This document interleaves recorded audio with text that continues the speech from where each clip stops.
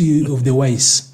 So you cannot expect that anybody lesser than wise. You have to be extra wise to lead these people. Okay. But then what we've been seeing recently, for me, I would look at it as a deep structural anxiety because we are now moving into the last phase into an election. Our elections are very competitive. So as much as people, for political balance, use whatever they are saying. But what I see is structural anxiety, deep structural anxiety. The good thing is that it's remained within the media and political arena, as in it's not polarized the people yet. So it shouldn't be so much something that we are worried about. Because for me, it's remained within the media. You can see that it's the media reporting, it's the political podium, and that has not seeped down into the people. So as much as there has been what I would call mchongoano, it's not gotten to the people yet. And you have to thank Kenyans for that, because Kenyans as individuals, they now know. There were times where if you had such like elevated engagement, you will see it manifesting on the ground. But nowadays, Kenyans show up to just cheer the winner of the Mchongoano. So they just cheer, as in if Rigiji throws a bigger one, they cheer, they laugh at it. Then if he cheers from the other side, they're like, Iyo sasa. Then they are waiting. Like everybody is actually waiting for the next salvo, as on the next exchange. You've seen guys say, now that Hechia ameenda hivi, now tunangoja sasa, now we are waiting for Rigiji to actually send his own. So I think our democracy has actually grown in a way. The people have actually come to understand that this is theater. It's actually political theater. And for politicians, of course, they are doing it for many ways. Number one, they are signaling their bases, to rile their bases, to augment them, to ensure that nikubaya huku inje msilale, you know, like that is what they are trying to signal. But if you look at how the masses are actually taking it, people are cheering who wins hii mchangoano. Yeah, a few people wanashika makasiriko, but then largely the nation is not. And that is the good thing about that. For me, the winners in this are actually the people, because I've not seen the people put it to heart. The people are not joining the yeah, it's remained in the media and political theater. It's not moved out of that space. And that is it's actually political entertainment, largely. But there's been an argument. So after Chi actually joined to return the missiles, we saw a lot of people coming out. One of them is the civil society. We saw the churches. We've seen everyone coming out to condemn. Where have these people been all this time? Because the Mchongo did not suggest they've been around. If we are to be honestly, the church has raised these concerns before. Okay. Even when Hichi was not responding, the church has raised these issues before. It's only that by the time we do analysis, and because everybody is not into current affairs analysis, we are not doing political analysis, so sometimes we become unfair to them. But people have been raising, and we should understand where the church and civil society are coming with this. Okay. For them, number one, they know that the office of the president has got some level of respectability. There's a level of honor that should come with that office. But if there's honor, then why are you not honoring that office? Number two, no, for the holders. Because the argument is. For the holders. So that is number one. But then the real reason why the church and the third sector or the civil society are actually worried is because they are worried that this could actually polarize the people. Out of caution is that some people on the ground wanaweza kushika makasiriko. And then now you see it manifesting differently. Uone watu wamefunga barabara. Uone watu wanafukuzana kwa street, wanapigana mangumi out of what has been said on political podiums. That is their concern, because we have been here before. In the past, politicians will actually quarrel and then the people will fight. But the same people share a parliament, they share a common canteen. So I think the civil society and the church are doing that from memory. That just because it's not happening now doesn't mean that someone somewhere with a light head might not pick up. And Bitok, I'll tell you this. Normally, you and I can have a quarrel here. Correct. Then you slap me very hard. And my people in Mumias go and look for the nearest. See you being slapped. See that, and they look for the nearest guy from Nandi County to deal with him. Waende warudisha hapo kwingine. So once that happens, the people in Kapsabet or Moiben will say, no. They will then... Amwezi tuanga mtu yetu kuyo side ingine. by the end of the day you do not know who started. It looks like somebody mwenye amevaa nguo yenye kuna viraka mingi sana, huwezi kujua the original nguo ilikuwa inafanana aje. That is how a crisis starts. So that is the logic that is informing the church. Okay. Because again, we can cheer this, but you know, even on the political podium, you realize kuna watu wanachukuliaga hizi vitu personal. Sana. Especially online. Wachana na watu online. Even the political spaces, kuna watu wanazichukulia very very personal to the point that hata hawezi kusalimia mkikutana. Wow. You have hosted people here, yes, and after a show they don't even shake hands. Yeah. And this is debate. This is having discourse. So you're not fighting. So to be fair to the church, they are looking at our history. They know that it can actually escalate, and it's important to sound a warning early enough so that people do not then ask, where were you? What didn't you say? So that even as you fight, we're on record. Even as you fight, have it at the back of your mind that this is political theater, yes, but it can actually turn into something else.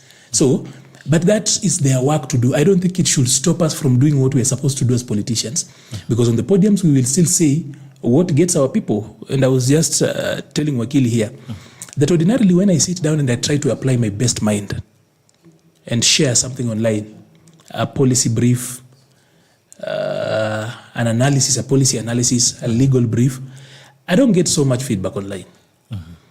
But when I run away... But when I ran away with the microphone here at TV47, then talk about it in 30 seconds. I've also been seeing your missile, so you're not very, very far from these guys. Yeah, so then sometimes I sit down and say, okay, because a lot of what I post, honestly, is not something that was done that morning. A lot of the posts you see today, I did it a day before. And then just scheduled it because I'm doing other things altogether. So I do a post before I sleep and schedule it. So sometimes when I come back online, like after 3-4 hours, I find people are fighting. But then if I put there some legal thinking, some policy thinking, some leadership stuff, you don't get a lot of that. So, okay, you realize, okay, these guys have been here for a while, but somehow they only react when it's stuff that is lighter. So, of course, you have to balance to ensure that I'm putting in hard stuff and softer stuff. I realize that those small things really entertain them. Yeah. Right. Wakili, does that then from the statement by Arnold actually opens up another conversation on our palatability as Kenyans of the things that we really find very palatable and we like. But he's talked he's mentioned something that's very critical, that when you want to discuss serious matters, when you want to discuss issues, policy matters, you use a policy expert, nobody is going to listen, not even one comment. Lakini ukitoa matusi moja, all Kenyans will rally on your post. Even as we are discussing the issues of sanity in politics, are we as a people really sanitized enough to an extent that we are ready to consume agendas instead of... Because, I mean, for a minute, every Kenyan is talking. And a week ago or 2 weeks ago, when we were discussing agendas, nobody was talking. But now, everyone is contributing. Even as we demand sanity from politicians, are we sanitized as a people? And what do you make of the salvos flag? You know, Bitok, as Kenyans, we are a very interesting society. We have our love for our idiots. We have our love for our jokes and our silly kind of mannerisms. With all due respect, the day you want to know how low we can go as a country is when you say we have a qualification for governor's position.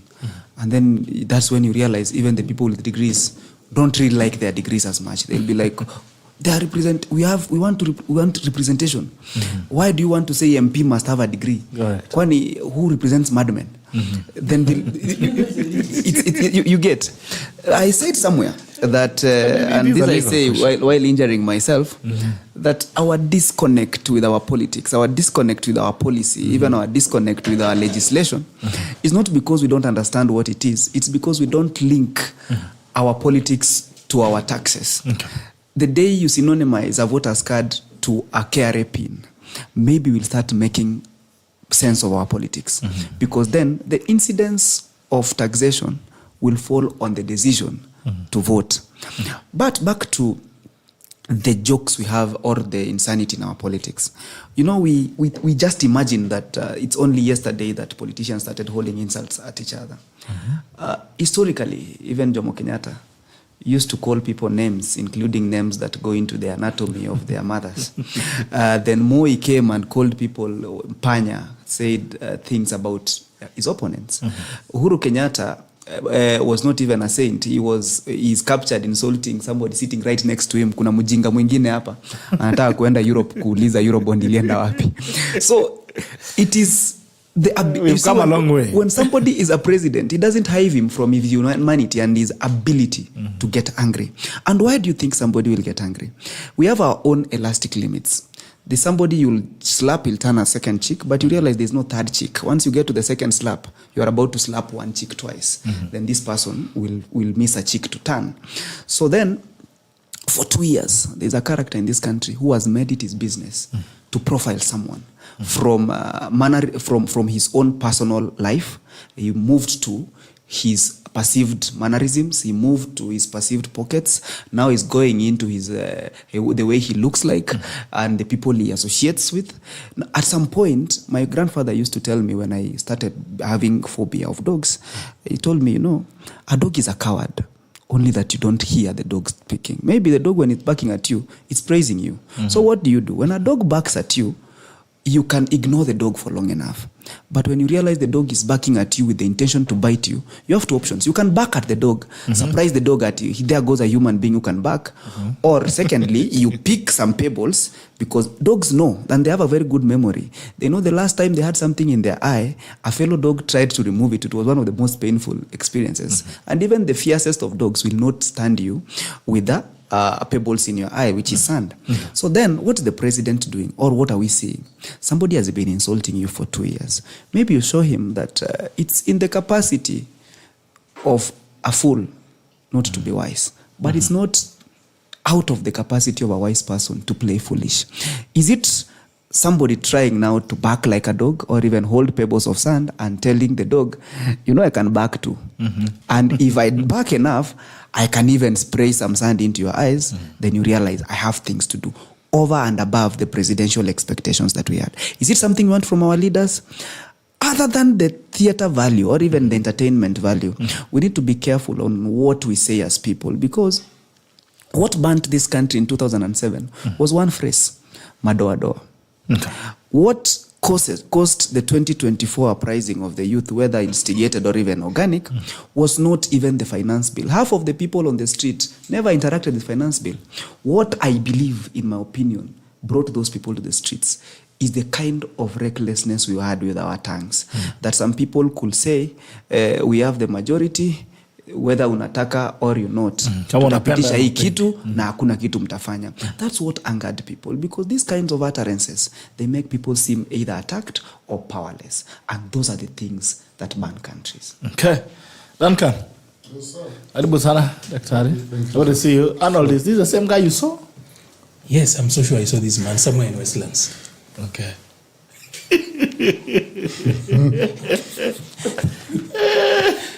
As our next dear elder, do you think heaven is close to you or you? Arnold came here and telling us. Maybe I was disappearing. You're telling me you're being abducted. Have fought them all. Where did you leave your car? Where did you switch off your horse? Is it at your relative or in your bedroom? What is your Ojwang? So you're just discussing the missiles that are flying locally in terms of political servos. And we're wondering, is it really, we're acting so surprised. That wow, so wanasiasa wanaweza sema hivi. Rais anaweza sema hivi. Impeached deputy president anaweza sema hivi. Unajua wakati kwanza it was among the two, ilikuwa between Goliathi na Goliathi, Soprano. Then now the field is getting wider.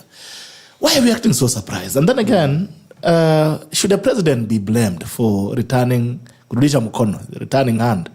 And again, to speak to the issues of Arnold was speaking about his interactions with Kenyans. When you talk about serious matters, talk about policy, talk about agenda, nobody cares. But ukianza matusi, useme Ojwang kichwa yako. Every Kenya now is on that story. Are we, even as we deserve sanity from politicians, are we as a people sanitized?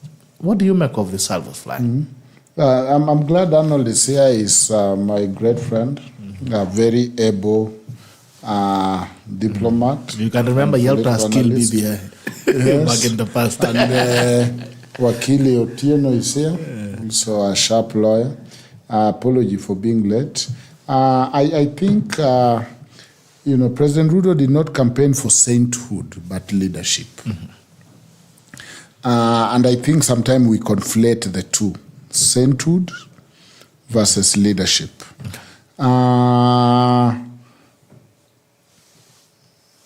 So some of it, I think, is just also paying back. Like you need gym. The other day I had even added to the list, and he said he has information that one of them, their cows died of of ticks. Very serious. So I think he's having fun. But I also, so I take that part, as part of just politics and being silly. But I also take the other part on you change your brother's will. I don't see how that is personal, because that is real allegations. I remember it came out a little bit during impeachment. Correct, it was. In fact, people expected the brother to come out and testify, because Wakili, that will is being used as the model will. That will. But then, when it came time for impeachment, issues came. How did the brother sign this will at his deathbed? Because I think he signed it 2 days before he died. Yet the allegation was he was in a coma. And how did the brother become generous to spend most of his wealth with this brother, even more than his family members and his brother's wife?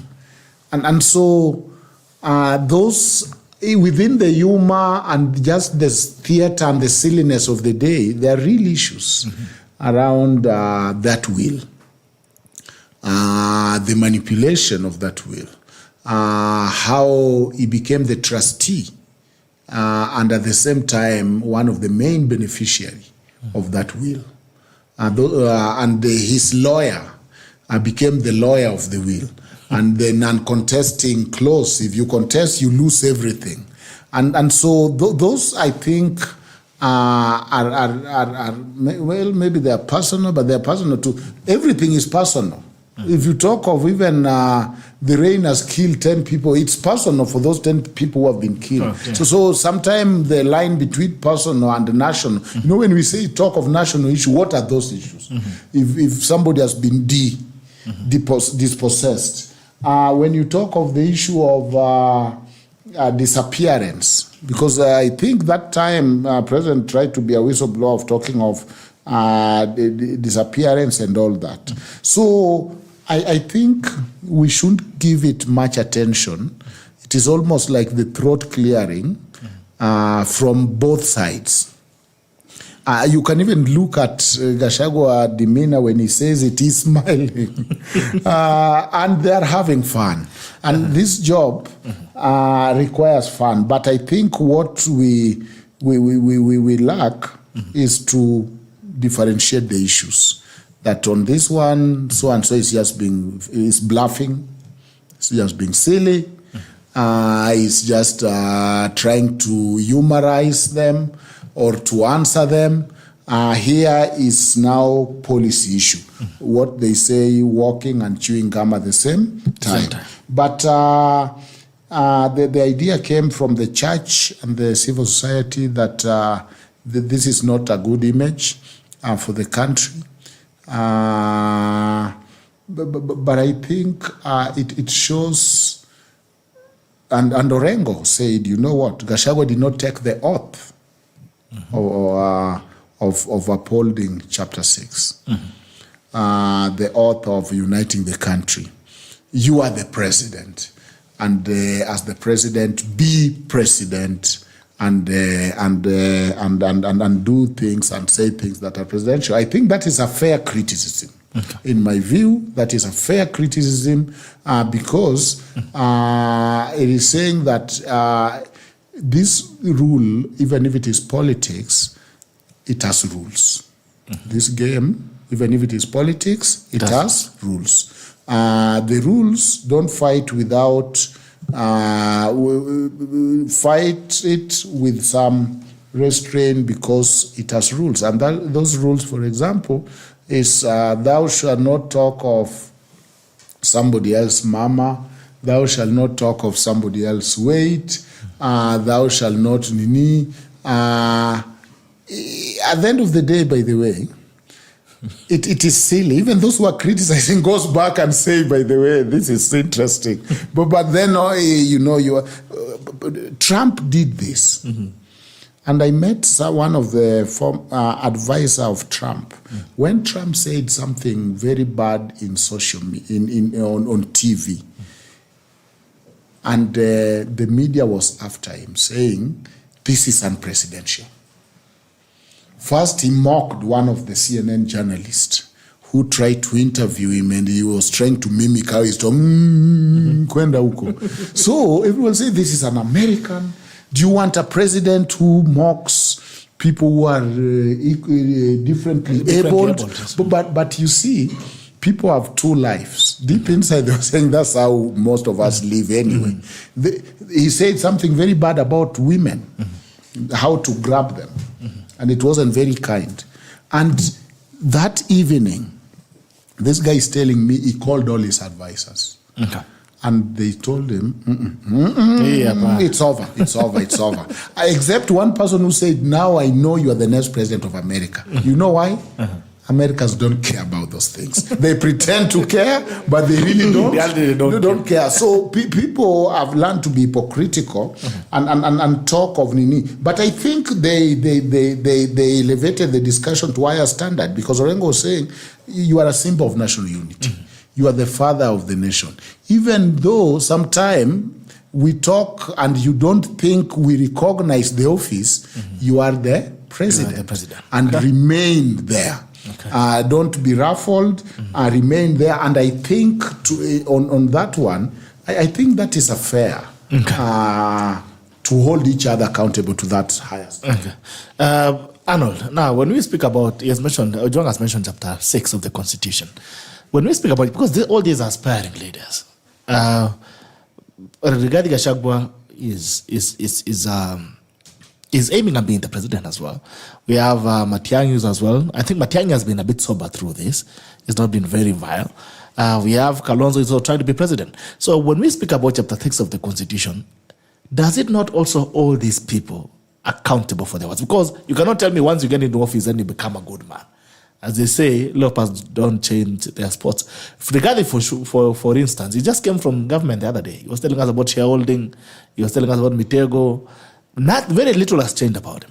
So when you talk about chapter 6 of the Constitution that Orengo is holding the president against, does it not also hold these aspiring leaders accountable? You cannot have a robust Bill of Rights as the one we have in the Constitution and still use chapter 6 in its aspirational value posture as something that is actually implementable. I have said this on screen, I've said this on record before, that probably we should just remove chapter 6 completely from the Constitution because it's very flowery.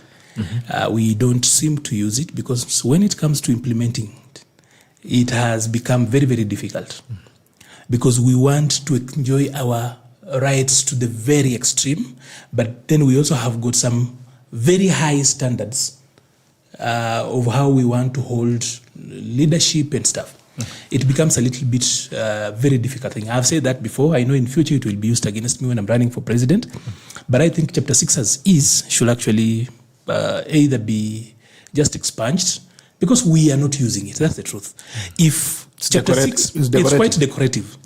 Because if it were functional, a lot of the things that we're having, including some of the conversations we're having here, wouldn't be there. But before I respond to that, it's important to put out this. That number one, the missiles, the verbal missiles we've seen are simply about three things. we can actually gale over it and play around with it. But then for the politician at tactical level, it means three things. People are using that to mobilize their bases. Number two, they are using that to dominate media cycles and news cycles, because then how do you feature tomorrow? How do you remain out there? And then number three, of course, it's for I've spoken about the. I started with what was it? I'm forgetting the term I used. But number three would be, of course, to shape narratives very early. So, if you look at the exchange that has happened recently, the president is trying to finish his race very fast. Since the days of Adolf Hitler, contestants have always judged their opponents so that then you do not have to race. So when he says how wako genderless, how they're stupid, na hizo vitu zingine zote, he wants to shape a narrative. And it actually has worked before. In 2013, kulikuwa na analog, now digital. And premised on that, you frame the field. You frame the fight. It becomes so, and then from the contest. You remember at some point Raila will also do it and say kuna punda mbili, as in kuna farasi mbili au wengine wote ni punda. So that automatically then makes any other person trying to run, when people look at you are trying to run for president, watu wanaona punda. So and so they see very long years.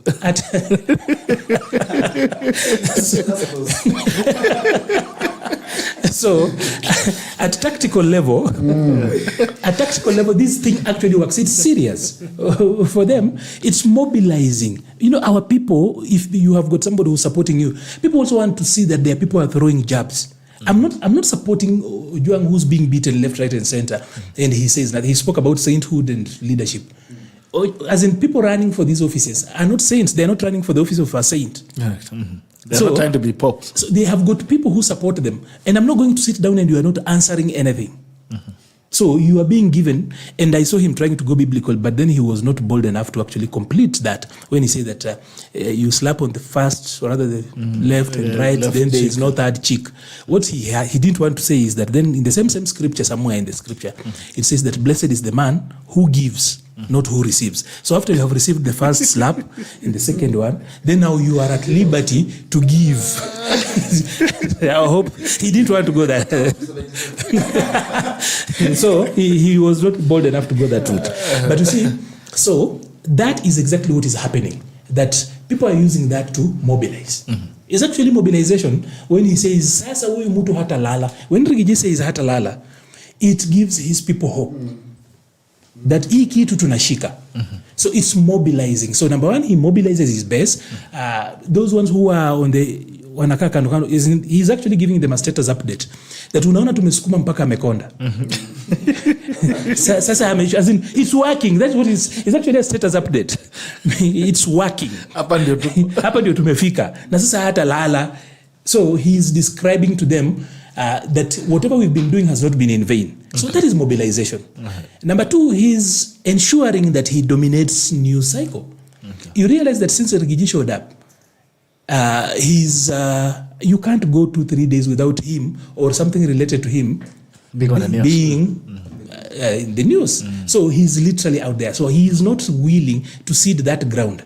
Because it is that dominating of news cycles that actually make enigmas, including people like Raila. Raila still make headlines even in death. Long gone, but once in a while you will see his face on the headline. And then number three, of course, to shape narratives early. That is very, very important.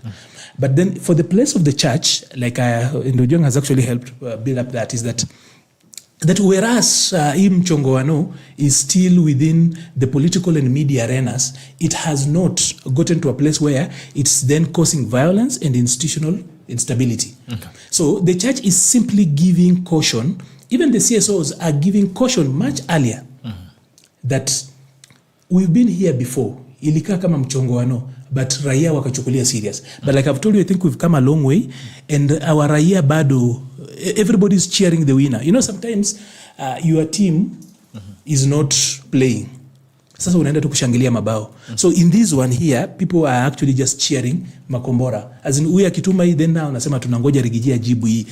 Then akifanya hivi tunangoja William ajibu hii. So it's around that. But then it's important that some people remind the political class exactly where we are. Okay. So when you speak about the issue you raise about chapter 6. Yes. And how far it comes. Is that today, I'll surprise you, that you can run to be president without a degree. We've not just tested that law to the very end. Okay. Because as long as the requirement is the same requirement of being a member of parliament, and being a member of parliament, you just need your birth certificate and an ID, then somebody has not pushed that.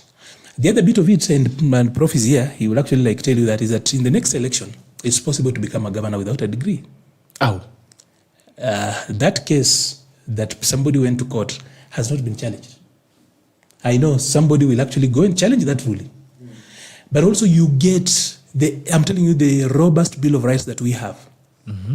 You know, this country has got about... So even being a president, you can be president without a degree? Yes. It has not just been pushed to the very end. But I can tell you, there is room in law to actually get there. We've not done it, but you can actually exhaust the legal process and you will get to that end. Wow. There's room. Okay. It's only that people, there's a way you condition people to just assume that if you go there, itakuchoma, hata kama itakuchoma. But I can tell you, if anybody were to push, they would get to that end. Okay. Already, somebody has challenged this governorship thing with the degree, and that ruling has not been challenged. So, today, it is possible for somebody to actually push through that, unless somebody goes there and challenges it. And then there's also the thinking behind these rulings and these judgments. You see, Kenya has got about 3 million with degrees. Wanakaa ni wengi sana lakini si wengi. Out of the general population. You only have got 3 million people with degrees. So from a population of about 57 million, if you limit choice to 3 million, then you make a mockery of the robust Article 38 that we have that is around that. And the democracy also. And then I had Wakili talking about qualifications. The reason why ABC talks about requirements and not qualifications is because then we will limit politicians to only 3 courses. People who've done economics, people who've done political science, and people who've done law. Yeah, because a qualification is something that is so straight. If I'm looking for are you qualified to be a journalist? Yes. I would want a degree in mass communication, journalism, and something around that. So IBC talks about requirements because they know if they call it qualifications, then Wakili and the rest of us will run and go out there and say, now we are excluding the larger majority. So the thinking behind this is that we are almost 60 million people. We are headed to 60 million. When you limit a choice to 3 million, you are being unfair. Secondly, education in this country is not free. So if education was free from primary to college, then now we can actually ask you why. You need to go to school. Ulikuwa wapi? But saizi, I have struggled through my own ways. I've availed myself now. I've made a little bit of money. I am popular. I'm solving social problems. Now I want to go and speak for my people. And then you tell me, bring a degree. So why are you then discriminating against me for something that I could not? I wasn't in control when I was a minor. I couldn't. And you know, ngumbaru ni ngumu sana. Even in classes, it's very difficult. So that generally is the thinking. But then look at this. Representation connotes that the person who goes to represent you looks like you. Those are the majority. The majority are those. They are the majority. And that is why sometimes ukienda na kizungu mingi kwa ground, watu wanakuangalia wanasema huyu ametuletea kizungu mingi kama anatudharau. Then they teach you a little fear of God by ensuring that you don't sleep on the day the results are actually answered or are read out. So for the chapter 6 part of it, we have to have a delicate balance. I started by saying that the toughest politician in the region is a politician in Kenya. Cannot survive in Kenya. The toughest politician in Uganda cannot survive in our political ecosystem. The toughest politician in Tanzania wouldn't survive in the Nairobi ecosystem, political ecosystem. All these other men here have a way of conditioning their people into winning. Here, you have to argue with people in a very salty pond, political pond, and win. And that is why wakisema wako kadi, wewe unatoa pia uko na kadi. Even if tunasema sasa hii yako si kadi, hii yako ni karata. Kadi ni kadi. Kama kuna mtu anasema kadi ni yaka aficha kwa nyumba. So that's how it goes around. So it's going to be a little bit of a delicate balance. Okay. We cannot draw hard lines. All right. Yeah. Okay. Ojwang, you were saying something. No, yeah. The most trick and the most frowned upon element of discrimination in a speech is based on content. Okay. When you want to tell people what to say and what not to say. People can understand, you can regulate the loudness, the tone, the venue, the time. You can say no loud music at this time. But when you now get to tell people you can have this type of speech only, then you are really severely restricting the freedom of speech. Okay. Because from there, you are now telling people what to think and what to say. And that is why you'll rather have those bad speeches made and then talk of them after than to preempt them. Okay. And so this is within the realm of the speech. And I think that what I've come to understand from Kenyans is that politics is a source of entertainment also. It's a source of information. Of course, unfortunately, sometimes source of misinformation and disinformation, but sometimes it's a source of entertainment. And therefore, there is an entertainment element.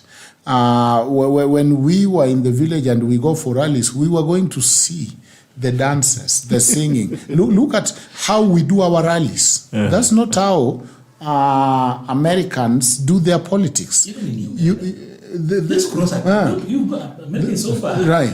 There is no entertainment element. You stand, you speak, you go.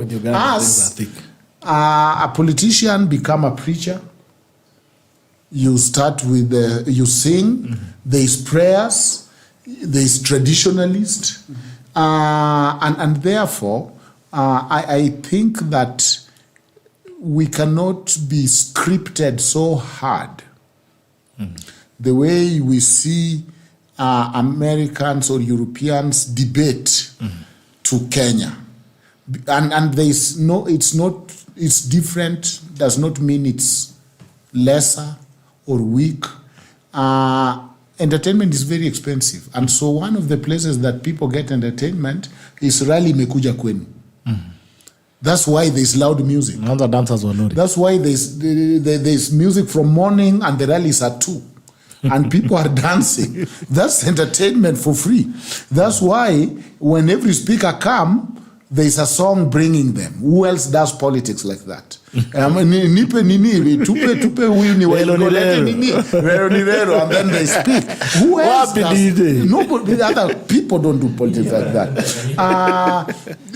Okay, as Mkubwa comes now, let us welcome him with this song. And then the whole team is in front dancing. Then they sit down, and then the key guest speak. So we have blended a lot of things. And that is why I don't know whether it's a cultural clash, because there are others who think we should do politics like those other culture. But we have, the train have left the station. The way politics is made in Kenya is done. That's why Franco is called and he's singing in Azimio. That's why for Oda they call those lady Kanitoa Chini Hadi Juu. Why? How was that relevant to the UD agenda? But it's because a human being is social, is spiritual, is economic, is political, and the politics take all. You try go to a political rally with facts in a teleprompter and the data. Exactly what you can eat those data. Asema ugonya as we go bwana hii Kiingereza. Right. Me I remember people told me, bwana, we know you are smart, you'll write good policies. So next time you finish with us, the people who want gonya, we go, you remain with those who want to listen to policies. Don't waste our time. So let us not be hypocritical and face the reality. And so Walikwambia utaenda kufanya Nairobi. No, they say we know you are very smart. You come with good policy. So me just give me some money. I go. Remain with those who want to vote based on policy. Because you have my to listen to policy. I can even leave you with my idea and my vote after you give me money. Because I know you will come with good policy. I trust you on that. But don't waste my time with telling me policy. So look at any political speech. Every 50% of it is entertainment, isn't it? It's trying to more than it, and it's trying to relate with people. So when somebody stand on top of the vehicle and simply say things that look like entertainment, it is relating. And so that is our context and that is our reality, and I don't think it is bad or it is good. And so when the disagreement come on you know, here you have been, and that is why everyone is saying, you know, when will Matiang'i be a politician? Because it stands like an elder who wants to do announcement in a church. He wants to read liturgy. Right. I mean, that will not cut it. It just looks awkward. He's not agile, he's not moved, he's not necessarily. There's no mischief, and that is why the day he said, I was a CS, nililinda mtihani na haikuibiwa na utaiba kura yetu. People were so happy. Finally, people are citing that, and even you see, look at his comeback. I'm meeting Myron Matoke. I've not eaten in your place. He missed the whole joke because you know that was not. He should have said, you know what, I will eat and I will even eat in your house. No, actually, you know, for us, he should actually have said, nitakukula hata wewe. Yes, nitakupita na wewe. Kulala yangu siachie hapa. Nitalala mpaka step.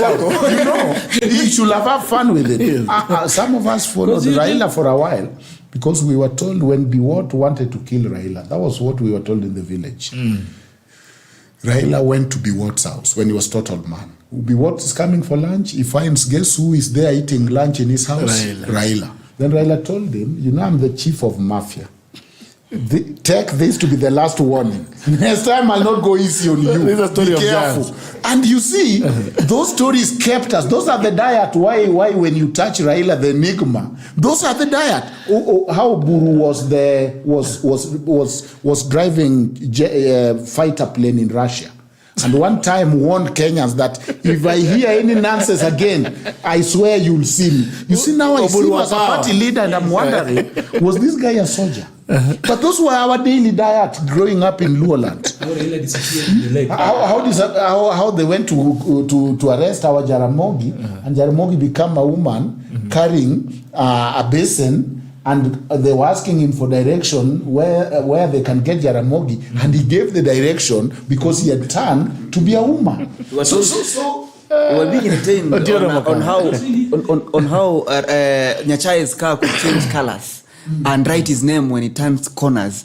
And we were also told about there's another lie that Moi's coat was wooden. It doesn't bend the way you think. How one time he's walking, his nini fimbo ya nyayo fell. So we are people who are... We feed on legendary stories. Not legend, literally, the human creature is actually an anthropological creature. And it's actually said that one of the reasons why we are who we are as human beings is that we are storytelling animals. That is what differentiates us with other animals. That we are not going to find a zebra that has left Narok and it has gone to Kajiado to give a speech, a rally, whatever. It's not. You've never talked to them. Have you ever asked them? So, maybe the migration that they do is politics. No, what I'm telling you is that we are storytelling animals. We organize our life through stories. Yes. Even there is a theory that one of the reasons why human beings learned how to talk the way we communicate was because of the love for gossip. Wow. That we loved gossip so much that we had to improvise language to ensure that there is a tool to ensure that gossip works. And for all great society, there is always what is called the founding myth. So we must create heroes. There must be. So it's not the Pentecost. Even others have superheroes. There is a founding myth that stays around there. Like, for example, I'll give you one that we never talk about. Present day myth that actually people don't talk about. People say William Ruto has never lost an election, but he has lost several. Okay. But that is a myth that has been created, and it is believed. The way we grew up and we told that Moi went to Bungoma one day during the 92 resistance. They had somehow accessed where he would be. They had slaughtered a sheep and put it under. Those are myths being told. And that when Moi stood up to speak, he could not speak. He was opening up the mouth, but no one would not hear anything. So these things go in, and people create a lot of myths along the way. They are actually at the core of the human belief. And I've said this before, I believe is actually stronger than I know. Okay. That once a person has veered into the realm of I believe, I will not mention names of churches, but sometimes you see a PhD holder in a certain church, and you try to think about cause, effect, evidence, data. How did you get this? Everything, and you're like, how is he here? What we forget is that the human animal is a creature of myth. So you can actually even look down upon them and call them all names. They will go there. So I believe part of it of a human being is much stronger than I know. So I know too well that if I open up this thing, there will be water. That if there's going to change atmospheric pressure and this thing is so full, somehow this water can actually drip. So if I'm praying and somehow this water comes out here, I look at it as a miracle. So that is going to be around for some time. We will not move out of that space. Okay. Yeah. Amen. Now, you'll move your mic a little bit on front, Arnold, so that we can. No. Far. Yes. Very nice. So, because of time, we'll not play the videos on our brother Rafael Tuju. Lovely brother. Rough. Nilisikia leo kuna nduru nilisikia. Sijasikia hiyo nduru kama hiyo miaka mingi. Tuju ndiye alipiga. Sasa Tuju recently claimed that 2 days ago said that he had been abducted. DCI came out and says, no, you are hiding in your bedroom. And actually they went there. And they say the family refused to open the gate. Like Kipchumba Murkomen said, the guy was just chilling at home. Sleeping and probably just having a good time. And the question is, because there's been such cases of accusations or allegations of abduction, there are some which are genuine. I mean, that's why Ojwang is working on the issue of, what was it called? The issue compensations. But then, where does it leave the genuine cases where people actually end up going an injustice? Because if someone like leader of Tuju's caliber, if you know Tuju from the years back then, Kibaki time, yeah, if you guys were young, you had grown up that days, and you had the eyes to see. Mokaya. I'm talking to you directly. If you had at least understood a few things, you know the Tuju of that. He was a serious chap. And a very meticulous, he's not even a politician, he's a meticulous administrator.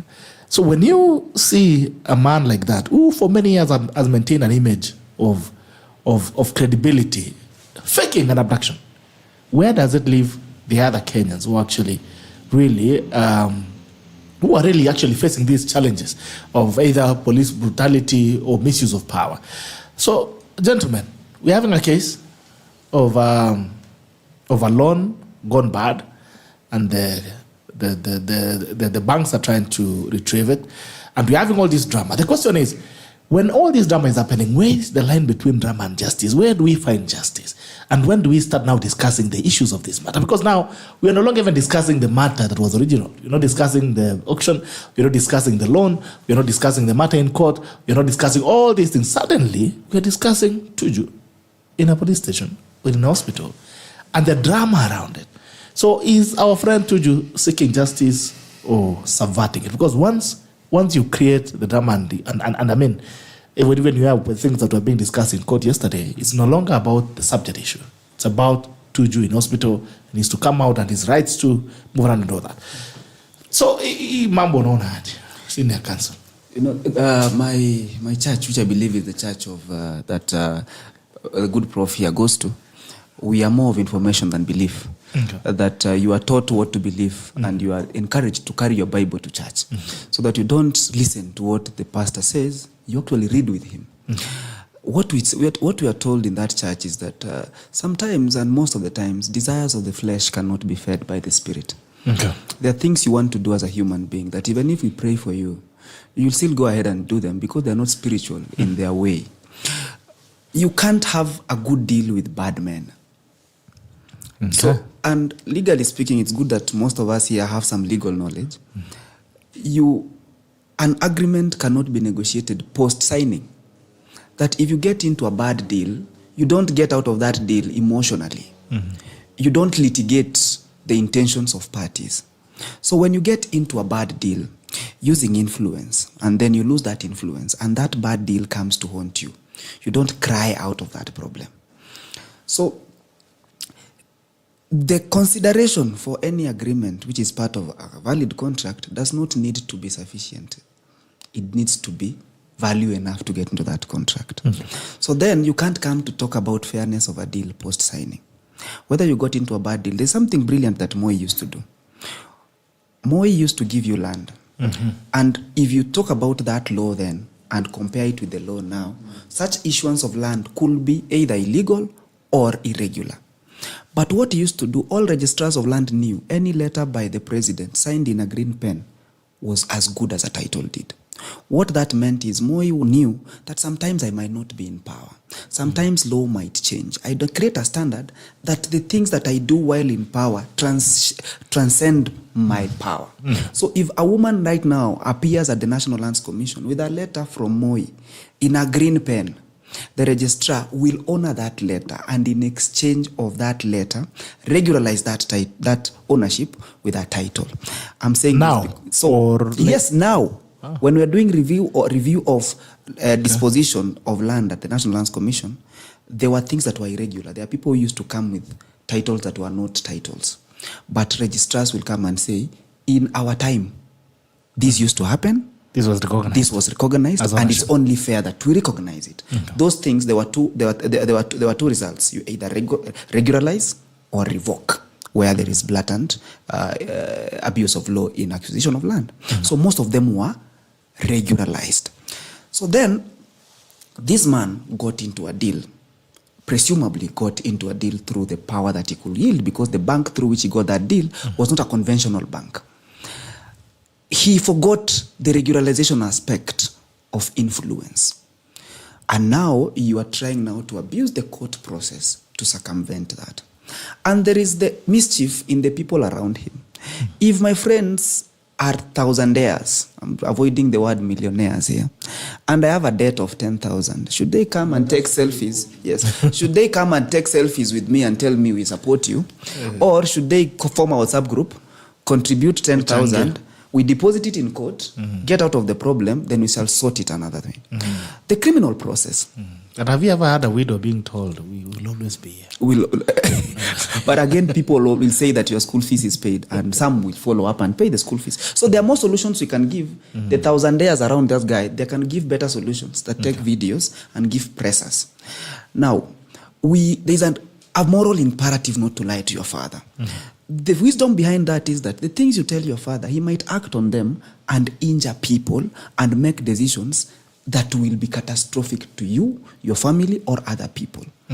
The same reason we don't lie to people in authority. Don't lie to police, because there are things you tell the police and the steps will make with the things you tell them will be catastrophic to you and other people.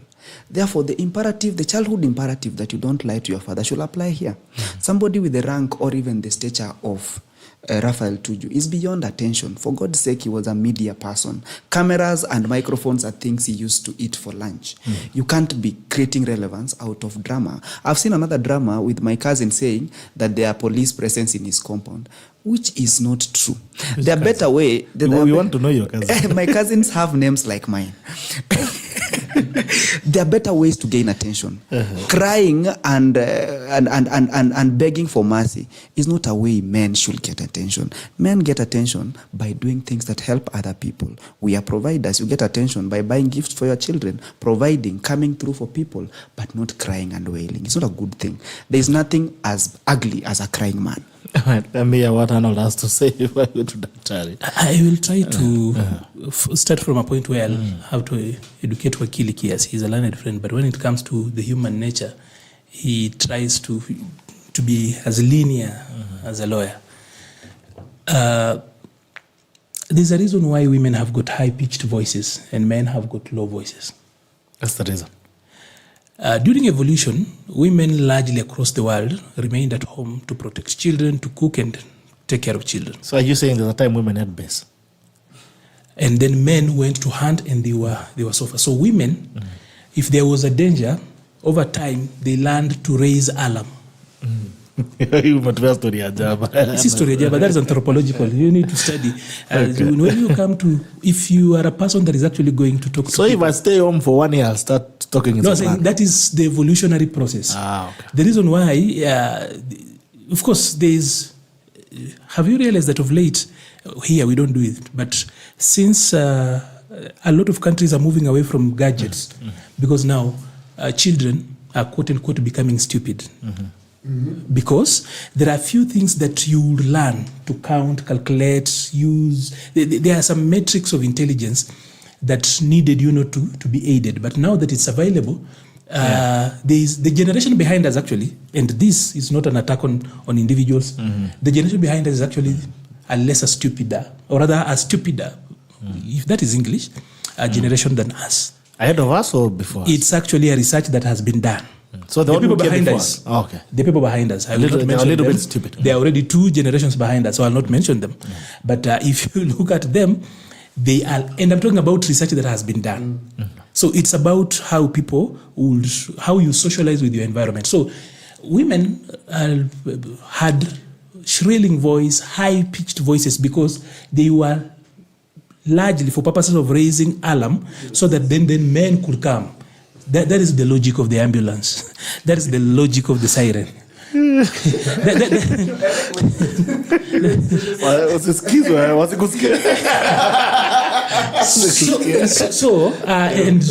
the same thing, when a king was coming, women would ululate or ululate.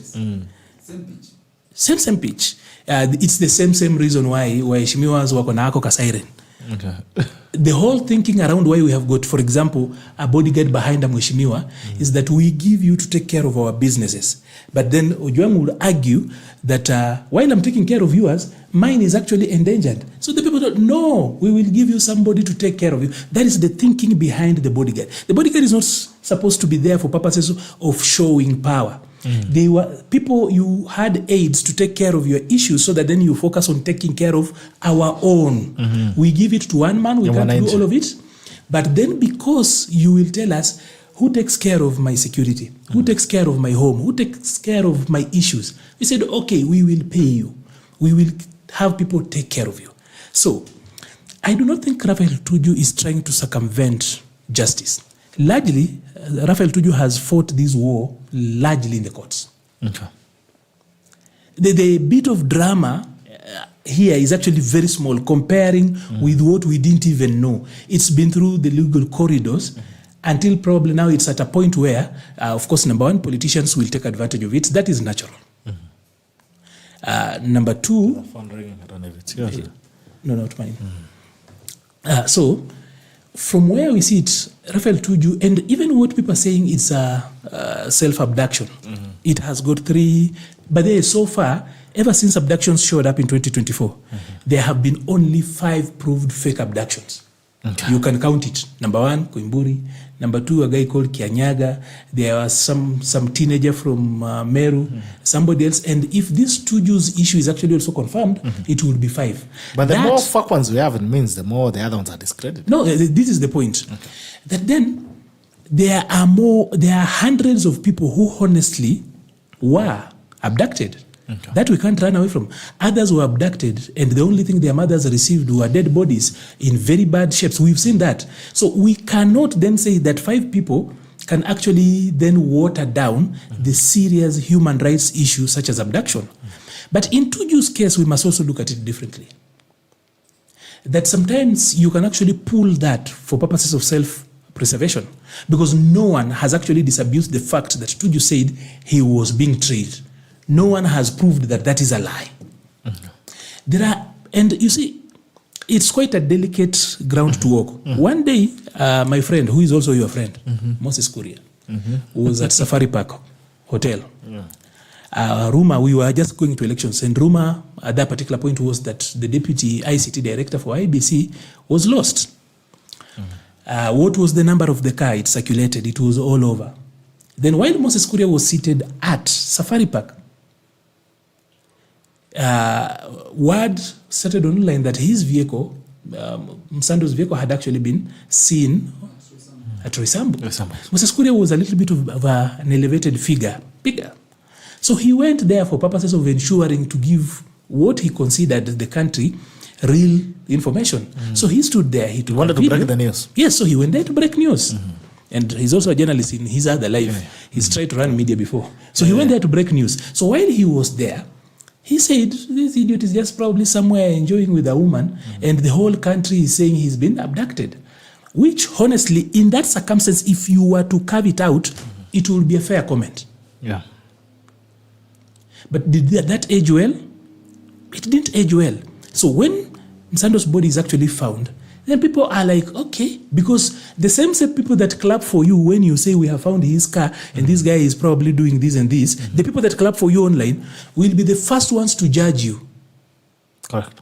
If that ages differently. So for Tuju, I think he took that particular evasive maneuver, or whatever you want to call it, for self-preservation. And that we have to give him. When it comes to life and human rights, sometimes we should have some level of, we should give some discretion. If somebody tells you that I ran away because I was being trailed, and I have a reason to believe that he was right, because he went to a police station, reported that he was being trailed. Then he still saw that. People have been trailed in this country and they have not been seen after that. So, again, as much as bravery and courage is a very good attribute for human beings, we also know that it is always the coward who looks over his fence as the brave man is being buried. So sometimes running away or causing drama, and no better person than the late Kalembe Ndile gave us that example, that he had stood in a rally, spoken when Moi was there, and the things he said hurt a number of people. So as he left, the special branch and the police went in, and they were really trying to massage his body and ensuring that he is captured so that he goes and learns a little fear of God, and that he should not be speaking when, he should not be saying some things before Mzee. The things you were saying. Yeah. So he raised his voice, and that is how he was saved. Okay. And that is how that case died. Those who wenye wanakufa kama wanaume, the reason why almost 70% of bodies in a morgue are always men is because tunapenda kukufa kimwanaume. That is the truth. If you go to a morgue, it's the men that actually that is a field that we have never been beaten. Okay. We dominate that particular field. You go to a morgue, it's full of men because nini tunakufa kimwanaume. The reason why more women attempt suicide but more men are more successful in suicide is because ya hiki kitu kukufa kama mwanaume. So there are two ways. When you fake it, you then deny justice to the real victims. But then there is also the idea ya kuwa mimi ni mwanaume nitapigana kimwanaume na wewe pia it becomes different. Let's be a bit logical. Yeah. So huyu jamaa was being trailed, right? Yeah. Nasema akaacha gari, so aliacha gari akakimbia ama? He said he knows Karen very well and he's been there for over 40 years. So he drove. But I bet also people are trailing, you know, Karen. What is the assumption that you don't know? You know, unless you know them, if they know Karen. But as far as we know, I'm just wondering. As far as we know, if I've been training, Tuju has been in Karen for 40 years. If I'm training Arnold, if I'm trailing you, yes, okay, and I'm very interested in you, by the time I'm knowing where you're going, at what point and how you're moving, means I've done some basic research of where you're moving around. There's something called hostile surveillance. Kuliko gari, ama? No, there's something called hostile surveillance. Okay. Hostile surveillance is where I'm trailing you and I show you that I'm trailing you.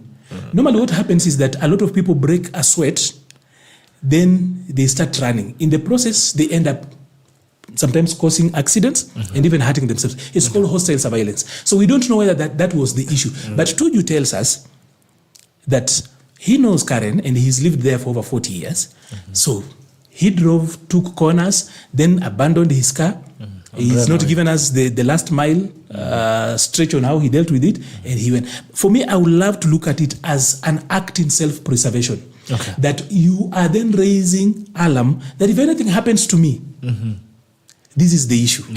So let no one do anything. And by the way, a lot of people have actually been saved in such like situations. When ukipiga kamsa, ukapiga nduru, sometimes you are saved. The reason why ukivamiwa na wezi, we still do it even in the villages. Waizi wakikuja unasikia nduru zinapigwa kijiji mzima. Whether they are cattle rustlers, whether they are bandits or whatever. Or just a madman was passing. You hear, once they raise those voices, imagine robbers wanakuja kwako, hata wewe utaulizwa na watu kesho. That robbers came to your house. They even killed this man. Na hakuna mtu alipiga nduru hapa. Basi sasa nyinyi mnakuwa the first what? Suspect. Nyinyi mnakuwa the first suspect. Wenye umeibiwa. Nyinyi sasa hapo wenye you become the first suspects. Huyu aliuawaje na waizi? Na hakuna mtu alipiga nduru. Kwa nyumba. Haya. And for the records, by the way, I don't know people who are trailing. I am saying Arnold is trying to... No, I just say, how would you know they know Karen unless you know them? For the records, I don't know. Because maybe I just watched too much movies. So I don't know who was trailing Tuju. If at all he was being trailed, I have no idea who was trailing him. Daktari, who might pick Nduru? Let me go to the original question. Yes. What does it mean for actually the real cases? And do you actually believe this is how Tuju should be handling this case, which is a legal process? Well, sometimes they say whatever works. Right. But if you go to Mlimani Commercial Division, there are many Kenyans with similar cases. Okay. Maybe if one does not travel, they might think it is something unique and out of the world. But the whole commercial division in the High Court is dealing with people who are trying to save petition, their property is going to be auctioned and all that. So it happened that for Tuju he is lucky because he's also a public figure. And therefore, unlike other Kenyans, who quietly fight, probably had access to good friends, good publicity, and all that. Again, in every loan you are given, you give security because there is the statutory power of sale. That's the only reason bank accept that title deed or whatever you have given in security, because they can actually sell it. Yes. And so the security become important. I think even the Land Act provide the time frame of, in case of distress or default, this is how long a notice. After that, this is how to move in. And of course, all those processes are legal. And all those processes attract security, because that's why banks hire police. They are there to protect life and property. So far, of course, Tuju has given, Wakili have said that it's not up to the court to protect your bargain. Just because the deal is no longer profitable. And that does not become the reason to void it. And of course, Tuju have tried to void the contract severally to no success. From Britain to the courts in Kenya, up to the Supreme Court, where they said they upheld that, you know what,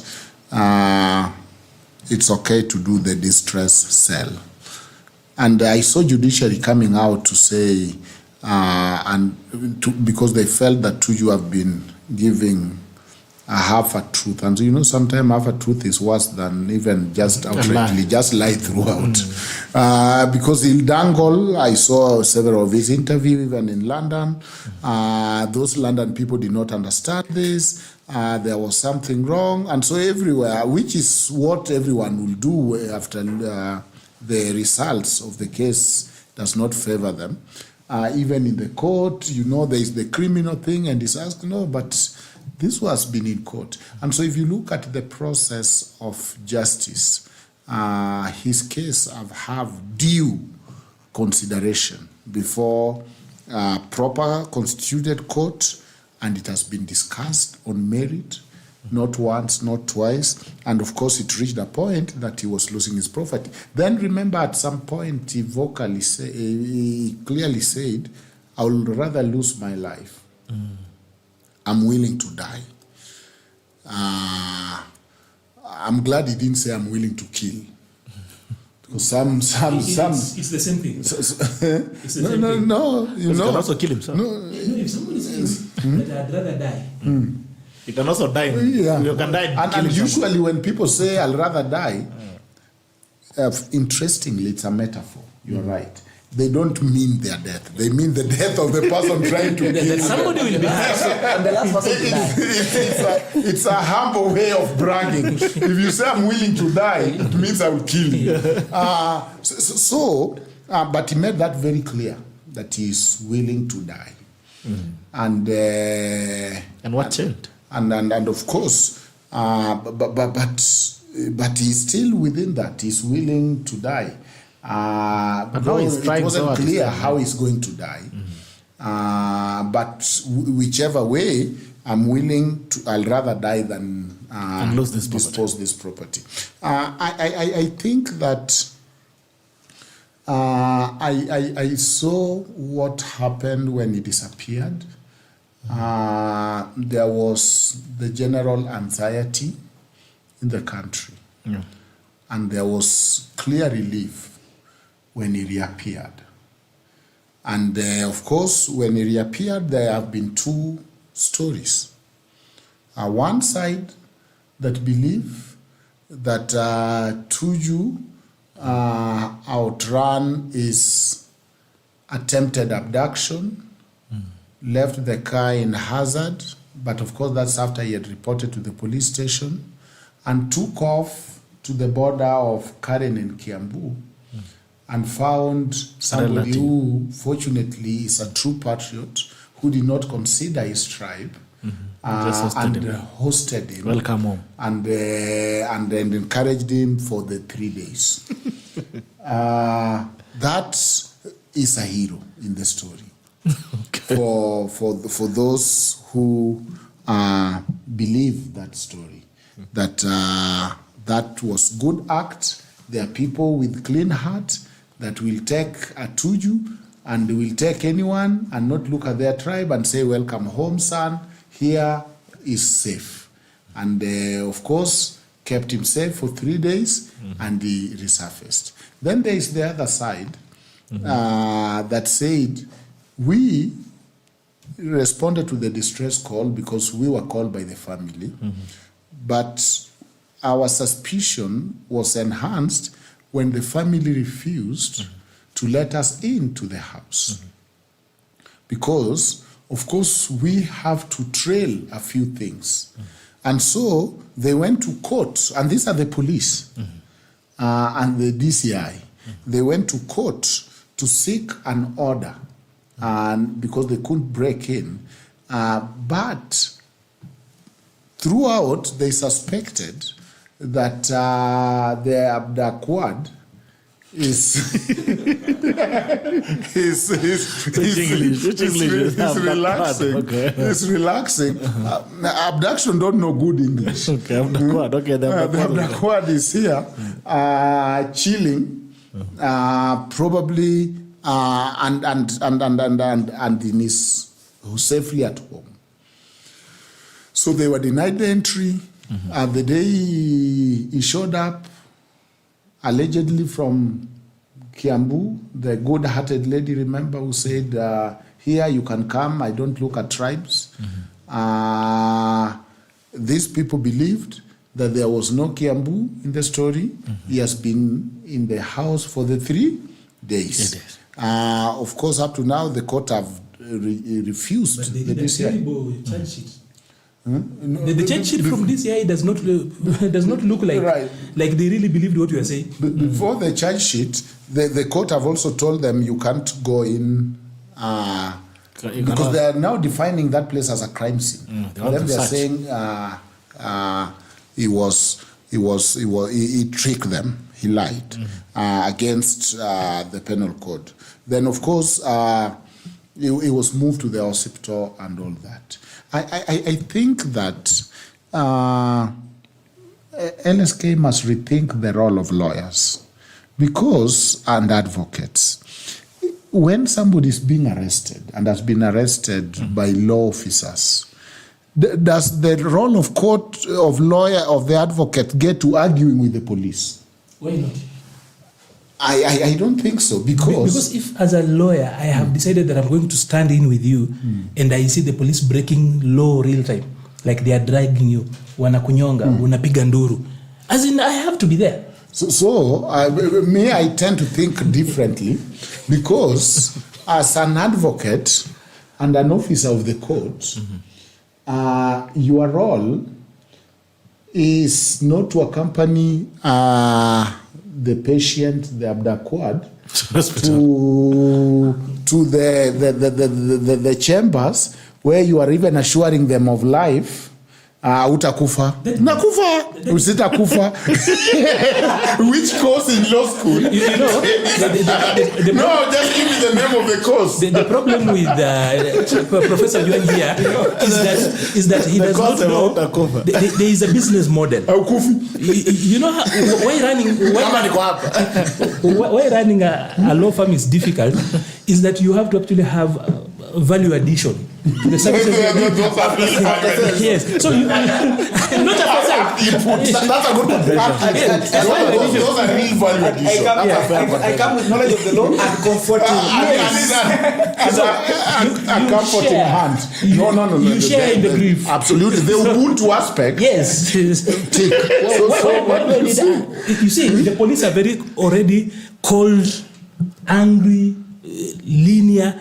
If I get a lawyer who's also just interested with law, facts, and whatever, it's not as interesting as having a lawyer who is emotionally attached to this to the case. I thought that role is for friends. No, but here you see, but to be fair, he has agreed with you that he's not part. He has agreed that his value addition. But you see what I'm saying is this: it's creativity on the job. You have to be excited about your job. We hold hands. This is lawyering class. But you see, and I'm wondering which course is this exactly that make you diagnose the patient alongside the doctor. It is the reason, and know they're not going to die. Prof, it is the reason why. Do you know? It is the reason why. Can I tell you that? It is the reason why people from business school are not necessarily the owners of the best enterprise. True. That is the reason. So, and some of the best lawyers who are making big money are not necessarily the cleverest of lawyers. No, those people earn their fee. To be honest. No, I'm saying. Now they come in with innovation, value addition. Serious these innovation. things that you're frowning at. No, these are the things. I'm not frowning at. Your question. You have called them value addition. You know the role of shouting yourself hoarse, describing to the socialite whatever is now going on. You are earning your fee. Getting through the narrow door, and saying, because I'm your lawyer when you are arrested, I'm a fellow. I'm going to be there. I'm going to drive them. I mean, but they Bitok. To be fair to Doc here, if anything like that happens to Doc in future, he will really appreciate those services. Those are extra-legal services that are very important. But they can also border. But seriously, they can also border to obstruction of justice because. A lawyer cannot break a law. You can. Oh, really? Well, because, at least in that circumstance. Because when the police are doing their duty, they are doing their duty. They also don't. They break law a lot of times. And they do. So is anyone, but they are the law enforcement officer. They are officers of the law, whether we like it or not. So you cannot be a lawyer and at the same time the police officer. So now, the role that I saw there, the shadow diplomacy, and even in the police station, I thought that lawyers actually, if they review, they actually did not, they obstructed the justice. Because once the police officer announced that, Duncan, you are under arrest, now I am under the police officer.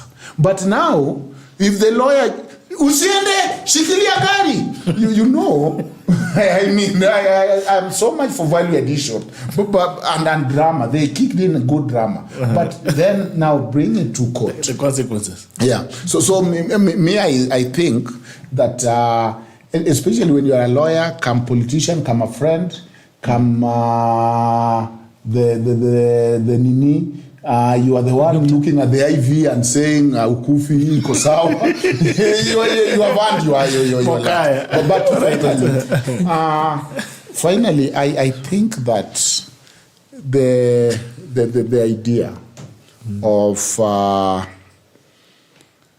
giving wrong information. You see, even if the charges are dropped, court do not declare you innocent. They just say you are not guilty. Because it has not met threshold. It was wrongfully drafted, as Arnold is saying. But that does not mean there was no crime or there was no wrongdoing.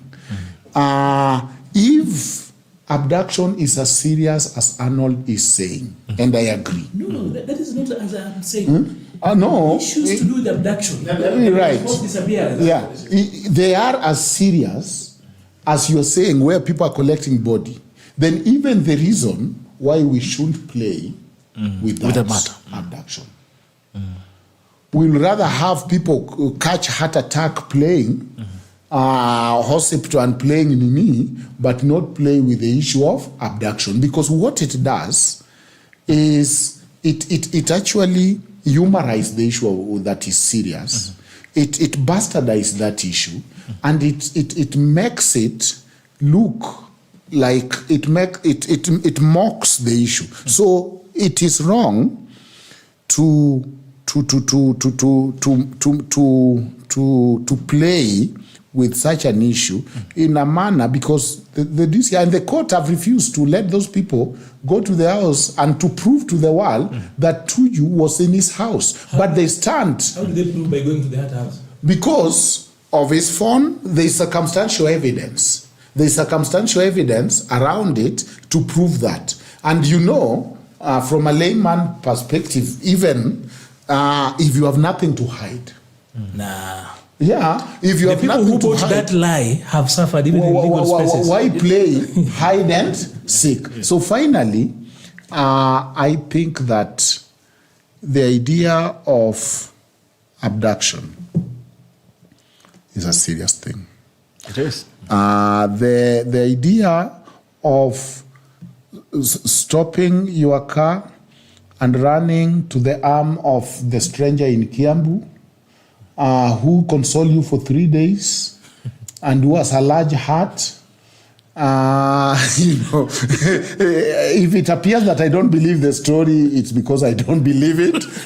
Because, I mean, I could have done a better script. What do you guys think take me for? Don't you think I could have written this thing better? I'll hear from Mokaya. I've heard from you for some minutes. Kindly, let me just, this one will die.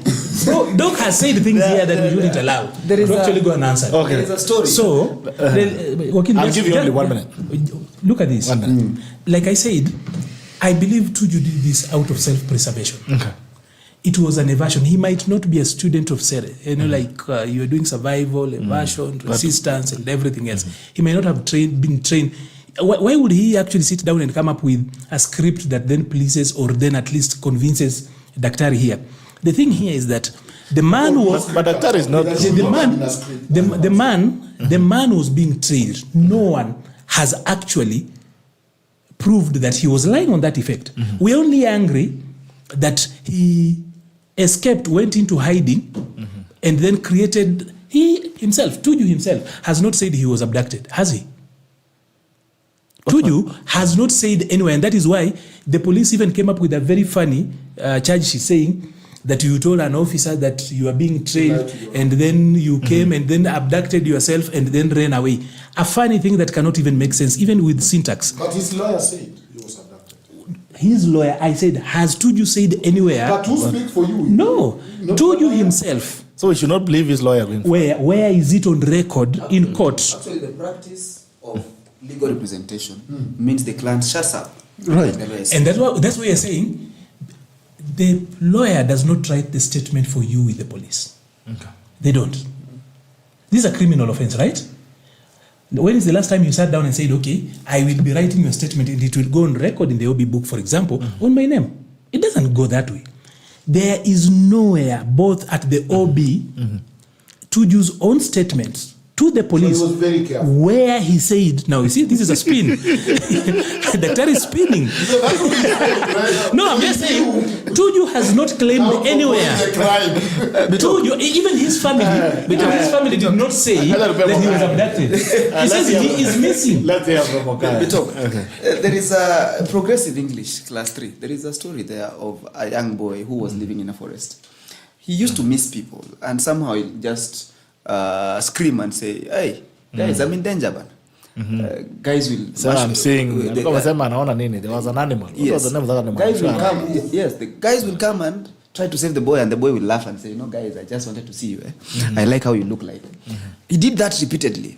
The day actually he was crying wolf in real sense.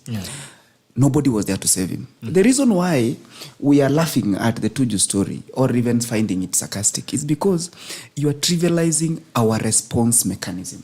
You are trivializing our ambulances. You are trivializing men who are not paid enough to come to face bullets on your behalf.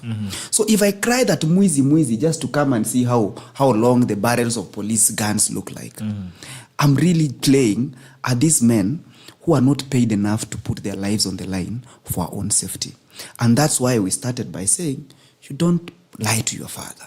Because there are things you tell your father which might anger him to kill your neighbor just because you are just being cheeky. Now, but if you are in Tuju's shoes, what would you have done? Now, there is the place of a man feeling in danger, and there is a place of being on the front of the papers. There's something that likes do to you. It starts as an innocent dance with an SDA girl in a dress. Then you get 1,000 likes. Then you think today I didn't get enough likes. So can I shorten the skirt? The next you say maybe the short skirt gave me 1,000 likes. What about a bikini? Maybe it can give me 1 million views. And kidogo you get into the reality. You stretch it into some movies we don't want to watch. Now, on lawyering. The last thing I do whenever I have issues with traffic, I think that is where I get to the criminal procedure, is identify myself as a lawyer. Because there is something you cause to the police whenever you say you are a lawyer. And even when I go to see my clients in police stations, the first thing I do is try to use honey than arrows, because then once you massage an ego, you get it very easily. Then you realize our policemen are not as unreasonable as we think. But I don't excuse policemen for being the judges and prosecutors at the same time. It is not new for policemen to start disciplining you before you see a judge, to start trying to make you humble and tell you that you can be a lawyer. I've been there. I've been cuffed with a client. Akaniambia tutajua wewe ni wakili, hebu finya kwanza hiyo kitu. Some policemen at Kilimani when I so you and your client yes, you are cuffed and said tutajua. You get, thank God for the law society. I made some calls and the policeman was forced to apologize to me, but doesn't take away the danger you face when you are in the safest place. I'll tell you, if my client today tells me that I've hit a motorbike, I'll go pick his car, drive it to police station, store him there. Because sometimes the safest place you can be is in a police cell, because there is a body count every time to confirm you are breathing periodically. There are 1 or 2 cases where police misbehave. That does not give you, as a lawyer, the authority. Yes, the authority to go tell the police that they are foolish. You can't trust them, illiterate. And they're illiterate. Of course, some are, but it's not for you to say that. Now, the value added services that and innovation. They are good. Innovation and beauty. They are good. But we should measure because the way we are going, this marketing strategy will lead some lawyers to proceed with their clients to committee, telling them, don't worry, you will not go to jail alone. We will be with you. We will be with you. There's an end to lawyering. Once somebody has been arrested, it's your role to advise them of their rights. It's not your case. And please, once you ensure that they are in the cells, it's your time now to go home and sleep and meet them in court the second day. Because anyway, they'll be produced in court in 24 hours. Anyway, they'll be released on bail. And anyway, even anticipatory bail is now something in this country. I don't support the policemen being judge and prosecutor. I don't even support the policemen trying to be medics, saying that you are not dying, we know you are not sick. That's how people end up dead in cells.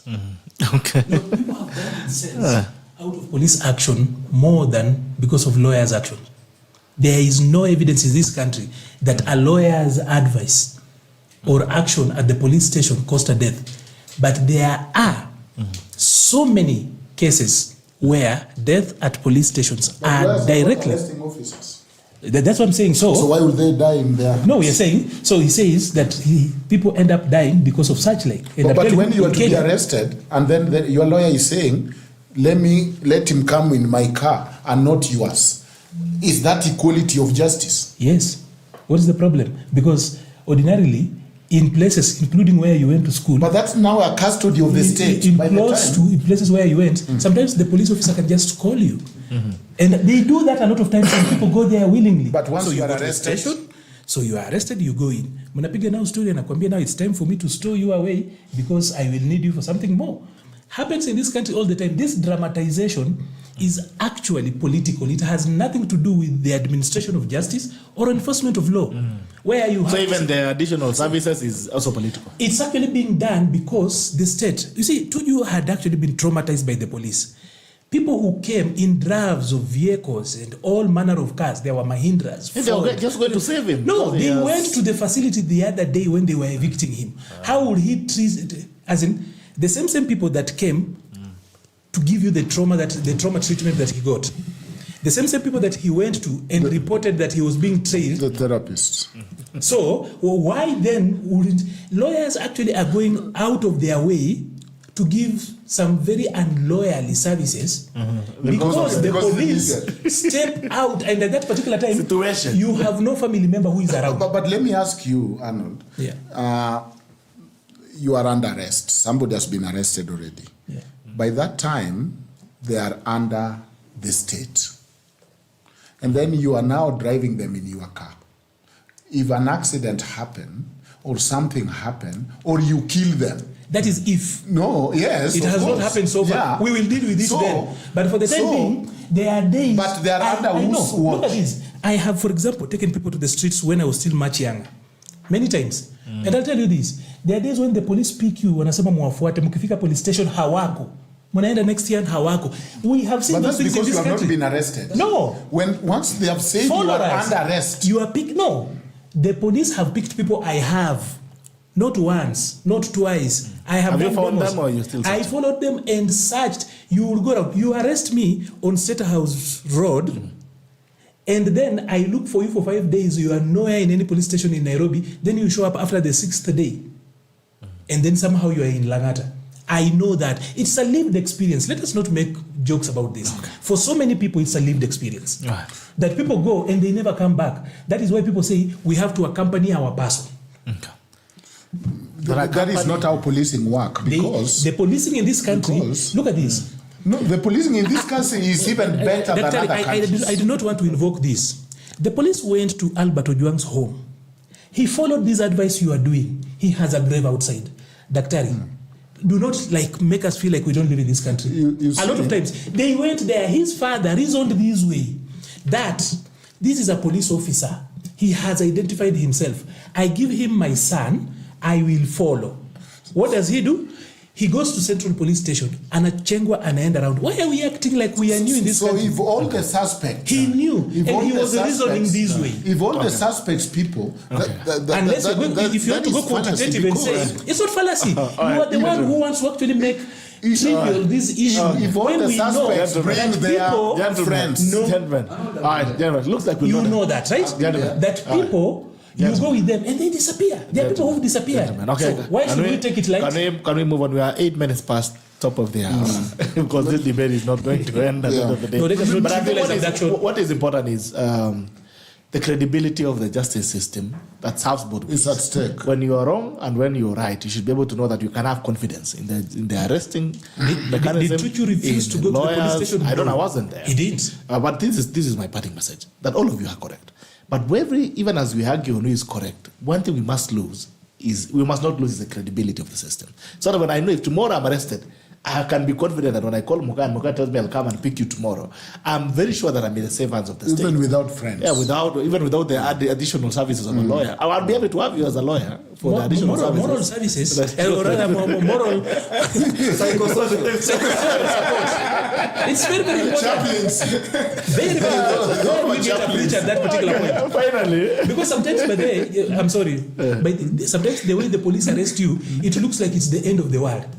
Our police, So you need chaplains. they actually bring you the TM diet, terror and massacre. There's just a feeling in the air that your end has come. You need psychosocial support. As they say in the US, if you can lie on one thing, you can lie on everything. And if you can And that kill, is the danger. if you can kill one person you have arrested, And that you can is kill the another danger. one. There's a point Prof is bringing.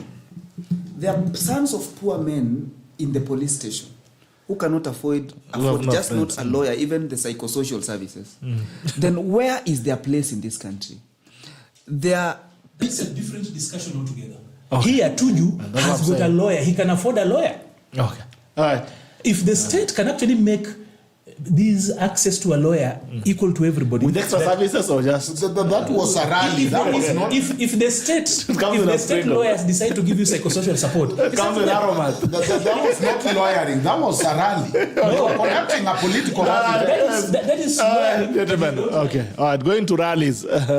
We have the ODM PG coming in on Friday. On both sides, Arnold, Linda Mwananchi, and the other ODM of Linda Ground. And we're just wondering, and before we started the show, we were just bantering about what exactly we should expect from this ODM thing. And then what's also the future of ODM? We saw Orengo, who is a member of the Linda Mwananchi, welcoming the president, telling the president, tuko pamoja jioni leo, amekuwa pamoja mambo ya nuclear.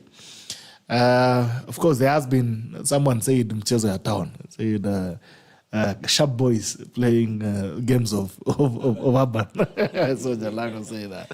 So it's very interesting. And I saw also Winnie Odinga, who was earlier part of Linda Mwananchi on last week. Okay, I think I saw in the press conference. I saw in No, as a matter of fact, show me a single video. Okay. Okay.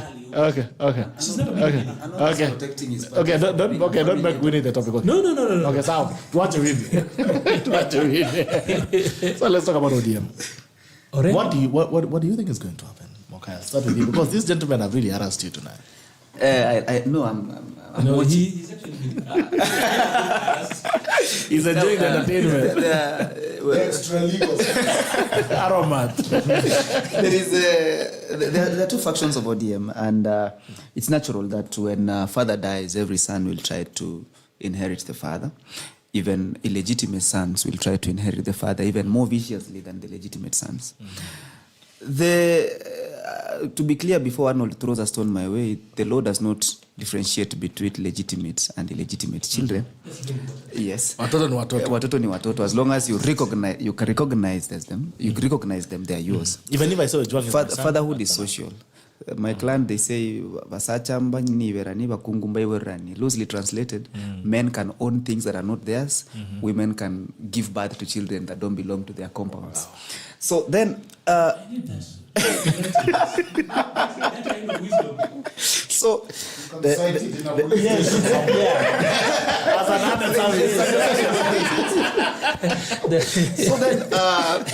there's a law, there's a procedural pronouncement or even a document that guides how this function is being called.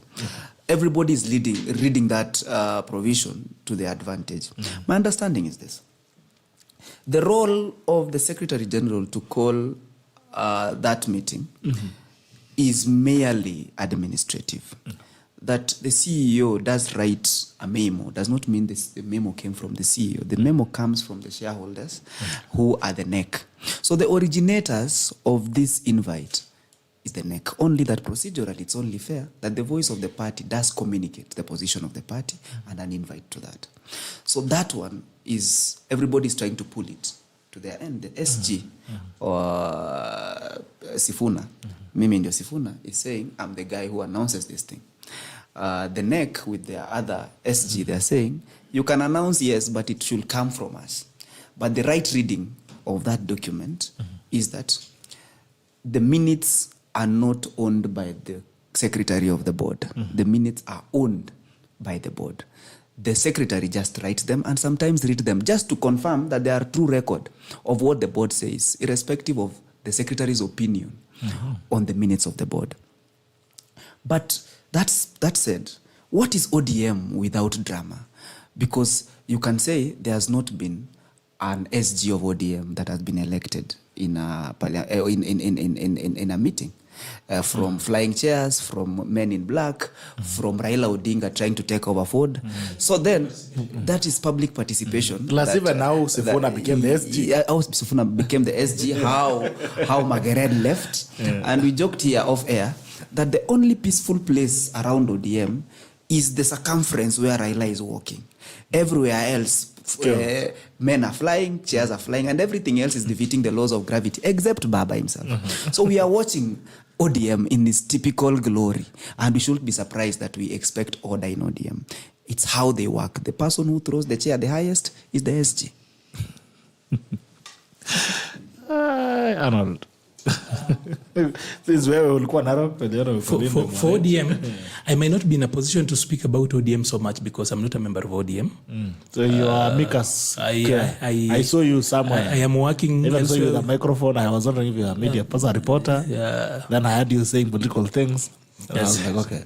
So you are a friend of the movement. You see, Linda Mwananchi is not ODM entirely because Linda Mwananchi is a collection of any other person who feels that the country is going in the wrong direction. And I had actually forgotten you are party leader. Yeah, I'm a party leader of Progress Plus Alliance, PPA. Yes. It's actually one of the parties that are looking forward to ensure that we properly anchor in the generations going forward. But then let's talk about the ODM here. A lot of times the D in ODM is actually drama. I know it's supposed to mean I know it's supposed to mean at least on paper it's written as democratic, but ODM is actually the orange. I'm glad the dramatic didn't go well with my mind. The dramatic movement. So there's a lot of drama around there. So there's what is happening on Friday. But then, as far as I know, the court of course nullified any other SG being in place. Sifuna was reinstated. Wakili's argument is of course tight in law. He's right to that end. But then. What is happening is that we have got a Linda Mwananchi meeting on Friday. The police have been notified. There is a Linda Mwananchi meeting on Friday. The rally or an NDC? Of course, there is the ODM bit of it. So there will be the ODM NDCs. So it'll be the NDC. Then there is the NDC Ngo and then the NDC for Sifuna. So depending on where you are. So afterwards you'll have the... So then, but we, the Linda Mwananchi group, has got their own meeting. We will proceed with our own meetings across Nairobi. So... of course, we expect that Nairobi will see a little bit of drama. Sifuna already said that they've been organizing meetings away from Nairobi so that then he's threatened, he's vulnerable in those particular spaces. What I think, this is me thinking, I'm not sure, and I've not spoken to him on this. What I'm sure is that he probably will try to make his way to the NDC that will be around Ngong Road. The NDC A or B? Probably it could be the same thing because he's a member of the same party. The courts, otherwise, why do you go to court, be reinstated, and then go to a different to a different venue? For the records, we have one NDC. So for the records, there should be one NDC. There's only one ODM. There should only be one NDC. Okay. So if there are other gatherings, those could be probably a preparation meeting. But then you see, also you have to understand this. Even for NDCs, in corporate governance, there's the balance of the meeting before the meeting, then the meeting, and the meeting after the meeting. So these ABCD could be meeting before the meeting, or probably the meeting, or the meeting after the meeting. Okay. So I do not expect to see anything un-ODMly The only thing that would be different is probably, not probably, because I know the state will give them serious support, especially the ODM their power. The ODM power, or rather the ODM side. I know the police will give them, the state will give them a little bit of backup.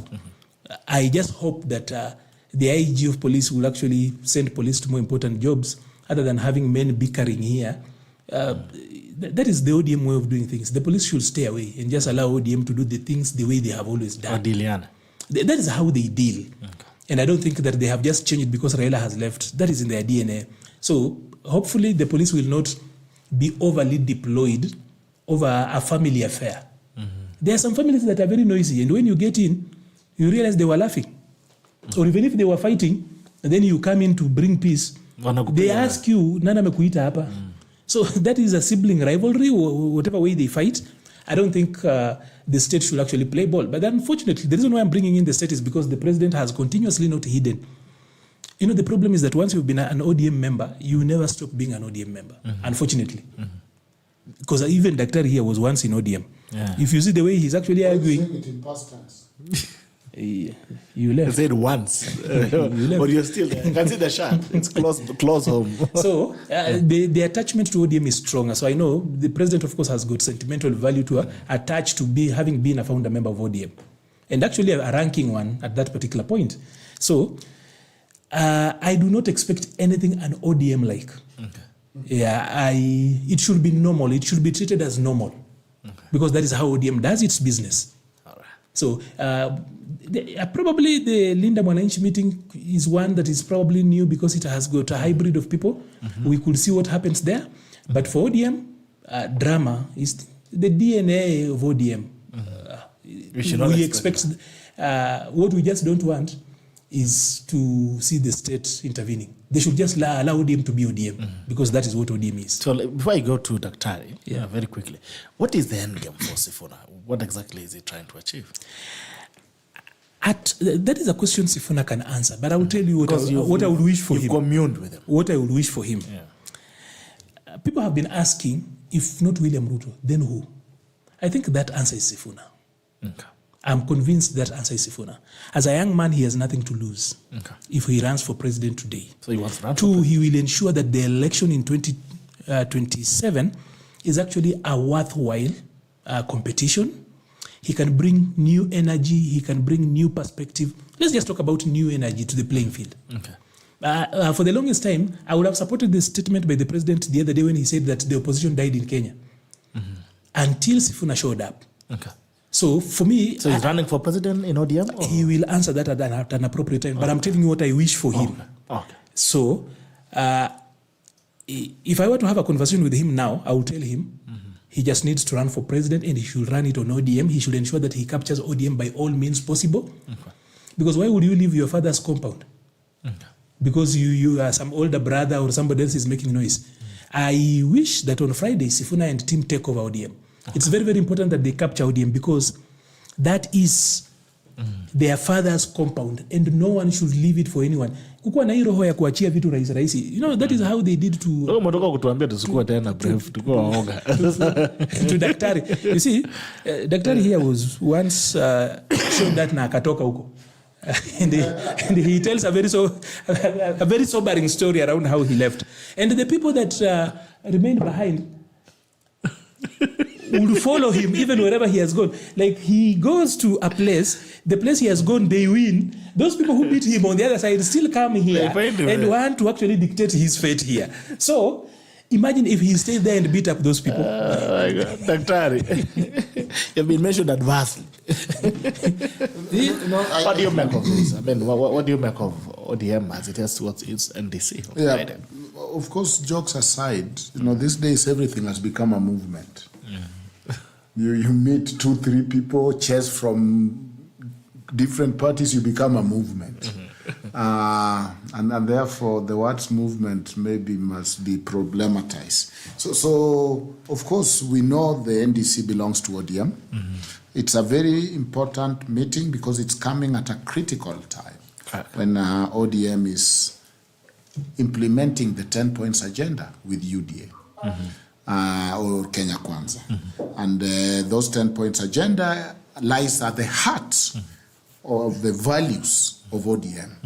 And the values of ODM, including equality, including good leadership, issues that they brought that became very important for them, including compensation of victims and all that. And remember, it is coming at a time that we don't know whether there will be another one, but most likely there will be another one before the election. But this will set the direction. There are a lot of action that the NEC have undertaken, for example, to work with the UDA and President Ruto, the direction to divorce with Azimio, right? And ODM are determined in the NDC to say we are pulling out from the Azimio coalition. And that is the crucial juncture where the real Uhuru orphans like Sifuna will now fall down, because you see so far. Let him finish. He's spinning. No, let him finish. So don't do what you guys did at the police station. You're being audience. Don't do what you did in the police station. So Let him finish. so they're pulling. Let him finish. They are pulling out from Azimio coalition, and with that, of course, he was talking of the father's compound. Of course, we know Sifuna's father's compound where it is, and it's in Ichaweri, and it is coming out. Don't you know? I'm giving serious facts here. Baba's SG. Maliba. Nobody disrupted you. The Uhurunization of Sifuna is wrong. So we will call you Sifuna. He's Uhurunizing Sifuna, which is wrong. All there. Anyway, but it's good for politics. Yeah. Bad manners make good politics. So proceed with the bad manners. So it is a defining moment for those who are in ODM but are not team players. Because you cannot be an SG but make yourself larger than the whole. Mara, you are the one who made the 10 points agenda. Mara, you are the one who knows the procedure that were violated. Mara, you are the one apologizing and sending love letters to Uhuru. And apologizing on behalf of Wajinga Wote and saying, Uhuru, long live your throne. Mara, you are the one. So those love letters will come. I know you don't want them to come. I know you don't want the love letters to come in the NDC. The love letters will be discussed. I will not be doing. I know you have a problem with the love letters being discussed. I was in this studio with Daktari here. They will be discussed. We knew what Uhuru was doing for those guys. So when Sifuna appreciates what all of us knew that Uhuru was doing for Raila while he was alive in the last election, why are we denying that? Why are we coming up with the narrative? Nobody has going to be revisited in the NDC. I'm saying. He's now saying that Sifuna's father's compound is in Ishaweri. I know what is that. The Uhurunization of anything that is actually opposing this regime is actually a lame excuse, is a lame strategy. We shouldn't allow it to fly. Okay. So on March 27th. That is on Friday. That is on Friday. We are about 48 hours. You know, there is the issue of ODM direction towards 2027 will be sealed, signed and delivered on Friday. Unfortunately, no. That day will be a day where, as we say in my place, we will separate the beautiful gap on the teeth and people who are simply mapengo. You know, sometimes you can see the gap, the mapengo, and think it is the gap, and you see the Luo like mbanya. Mbanya is a sign of the diastema. It's called diastema. Yeah. You're making it look like a disability. No, a diastema, even biologically for a human being, those who have got a gap, it's called a diastema. It's not. Yes. Mwanya ndio inaitwa diastema. Yeah, hata ukiwa na mapengo hiyo ni diastema. There is no word for it other than diastema. No, not in English, but in the Luo there is. In our language there is. Arnold is drowning as in English. Do you know how many? Diastema is a gap between the molars and the incisors of a herbivore, and it has a hard place. I can read for you here. No, it is my story. It's not your story. You can read in each way the way you want. Let me say my story. Okay. No, don't each way my comments. No. So we have a word for it. That day, things will be separated. If you don't want like that word, then the so-called mbivuna mbichi. It is so important because for this year, this is the last NDC that is going to seal. I'm not interested in that because that's not the only language in the world. All right? Think about the Luo. That's not the. I was giving it in the context of the Luo. So today, you know, there are those things that look like they are glittering, and I said it here that Sifuna was sleeping on a borrowed mattress. I know you don't know the concept of borrowing mattress when you have guests. But for somebody who experienced poverty firsthand, when you have a serious guest, you actually go to borrow mattress for them. And the problem with the borrowed mattress that Sifuna was sleeping in soundly is that the owner, unfortunately, once in a while, come and knock and say, please bring me my mattress back. This NDC is going to ratify the coalition, is going to ratify the coalition and give the permanent direction. And that is why he's calling it more. We can say whether you keep in your ndekni, because one monkey cannot stop a show. If you go to a circus, I'm going to dog somewhere. I'm leaving. You are derailing my thoughts. Is that the support? Okay. No, I don't want the support. You're derailing my thoughts. Let me dock where I want to dock. Let him dock. Let me dock where I want to dock, because in the process, why are you forcing support? I want him to accept information. No. This journey. Let him dock first. Information from which movement? Which movement are you in now? I have got Everything has become a movement. He said, so let him dock then. So whether the Indikini or Kathini, the movement that has excited you. No, it's not.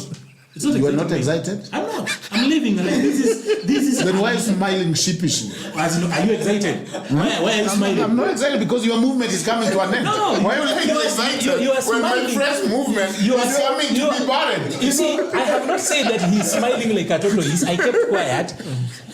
Are you happy because the movement is actually starting? Your movement is going to end on Friday because finally. We were talking about ODM. He's talking about a movement. No. ODM is a party. We need to talk about a movement. Look at this. The movement is a spirit in this country. These people with borrowed mattresses, they continue. It is only. Look at this. I want that mic. Look at this. You have the mic. William Ruto, 1 minute. William Ruto was the champion 10 p.m. of the people. The people donate that particular moment. They had given it to Raila. When Raila shook hands with Uhuru in 2018, the people got angry. And they made William Ruto their leader of that moment. Just a moment. Nobody disrupts you. I don't stop them from disrupting me. If they try, I will defend myself. So, at that particular point, William Ruto became the hero of the masses. He was standing up and speaking for them. After the elections, Raila in 2023 did so well. He went back, he redeemed himself. The people, including those who didn't vote for him, were cheering him. Then when the Gen Z thought that he had not done a good job and took it away from him, and then he had a handshake, of course for obvious reasons, we will not talk about the merits and demerits. The people temporarily had short-time heroes. Kasmuel here, Morara there, Boniface Mwangi here, Shakila there. There were short time. At that particular point, the hero of the people, the position was actually rotational. It was going round. Then after that, Rigiji, a man who at the time when he was actually being kicked out because I was in the system then, we said he will not last 2 weeks. The country will have forgotten. And that is what we use it on record. You should have even added a man after God's own heart. So let me finish. When did you add that? A man after God's roadside. So we said he will actually not survive 2 weeks. He's actually but being a man after God's been around. He could actually even be a man after the devil's own heart, but he has survived more than the 2 weeks. That was the point I was making at that particular point. Now, where are we? And by the way, you realize that people still had this feeling, if we are fair, that somehow Baba will buckle out of the agreement with William Ruto. You will feel that sentiment. Then, of course, he went to be with the Lord. Once he went to be with the Lord, the ODM crack then took away the temporary power the people in civil society and wannabe heroes were actually holding. Then Sifuna came back and took it up. So, who gave him? If Sifuna today, I'll tell you this, it is a spirit, it is a continuum. That particular space is a continuum. It does not belong to any particular individual. If Sifuna today goes back and makes peace with the administration of the day, that particular continuum will actually have somebody else running it. So, what I actually just wanted to tell Daktari Saile Nikataza was a simple thing. The story of ODM does not end on Friday. That we can actually, I can even bet. Say it hence. The story, what he's talking about, they will ratify an agreement or whatever. ODM has not even been bold enough to buckle out of what they call a shell that is Azimio. They've not left. And you see, before they do that, they will not be able to proceed, at least at this particular point. So ODM, they are saying Azimio is a shell, and quote unquote, they said, the leadership on that side, the Ngo side, has not even made serious their threats that they are leaving. Of course, let us see them do that on Friday. So the thing is this, that we will still see the Azimio drama beyond Friday. ODM is much bigger than a single day, people meeting, whether it is on Ngong Road, whether it is even State House.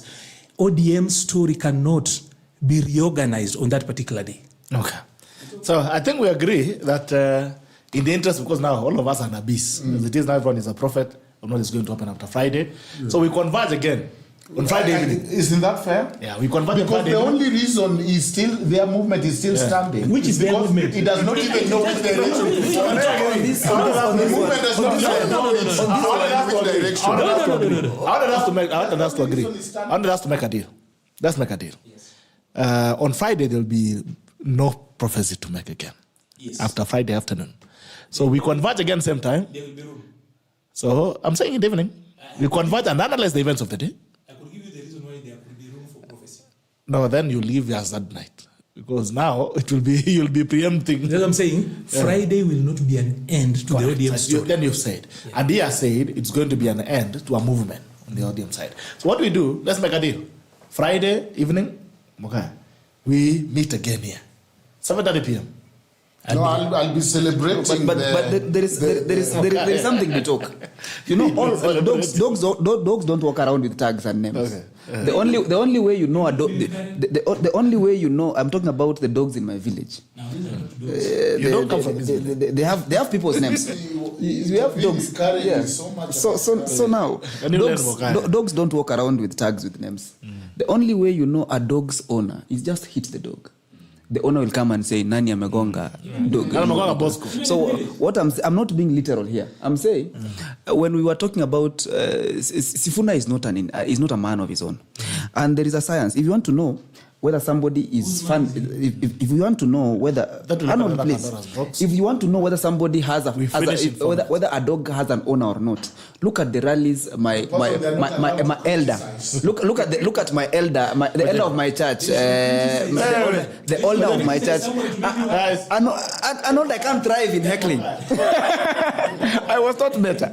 If you look at Maraga's rallies, those are rallies of a self-made man. You can see. Because they are not rallies. Waving at if you look at in charge of supplying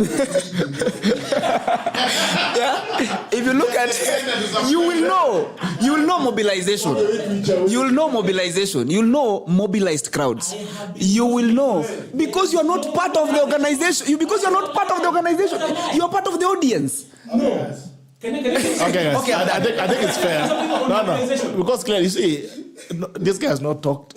You guys are already on him. Can you let him finish this? He has a microphone. No, but you spoke. I don't thrive in those environments. The imperative. Okay. Even if he has a mic, Arnold, your mic he is has no on. Let him imperative of finish. lying. Please finish. So, Mokaya. if I lie, you'll have a time to tell me where you I'm don't lying. allow me to know where I've said you'll know. Kenyans are so busy. Actually, our economy is so tight to tell people to come and just watch you. The economy is not working. Kenyans are idle. That's why. Available. So why are they not idle when Maraga is passing? Okay, all because mics. Maraga does not even say he's going. Because Maraga does not have a sponsor. All He's a right. prophet. In all How fairness. are people supposed to explain to Nice. a man coming down with green clothes? Okay, in all fairness, all mics off. 8 minutes past 10 p.m. It's been a pleasure having you, gentlemen, and thank you so much for the debate that we've had. And we look forward to meeting you again on Friday, so that we can analyze the events of the ODM NDC that's going to happen on Friday. And then again, we get to, because there are a lot of things that's going to come out of it. Some of the things that Ojwang has put on the table, including future coalitions, and as well the fate of our friends' movement here. So let's converge again on Friday, 7:30 p.m. to 9:30. So that we can decide nani akona mwanya na nani akona mapengo. Until then, this has been the tackle, the 7th edition of 2026.